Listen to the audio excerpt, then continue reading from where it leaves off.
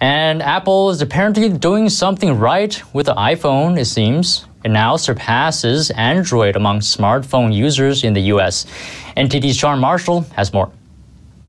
The Apple iPhone market has been growing. Apple has overtaken Android devices to account for more than half of smartphones used in the US, according to data from Counterpoint Research.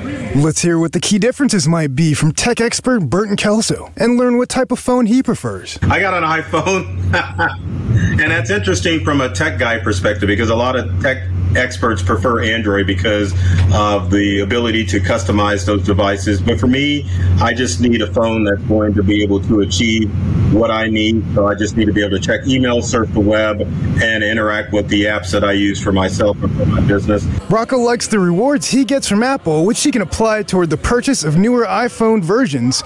Right now, he isn't happy with his current iPhone, but says he's a loyal customer. I would get like a good year, maybe 14 months out of it, and then after that I gotta buy a new charger, or I gotta do research on what's the next one gonna be. Like right now, this phone does not charge well, and I've already been told that I gotta be patient and wait for the 14 to drop in September.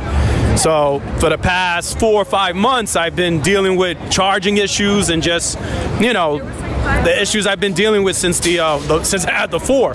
Kelso has another reason why he prefers iPhone. As far as my iPhone is concerned, I don't have to worry about cyber threats because Apple does an excellent job in making sure that there aren't any malicious apps uploaded to the App Store, whereas with the Google Play Store, there's always that chance that you could download an important app that may actually be a virus or malware.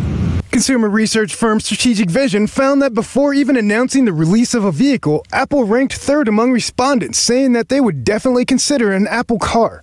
And over 50% of Tesla owners would definitely consider a future Apple vehicle. Sean Marshall, NTD News.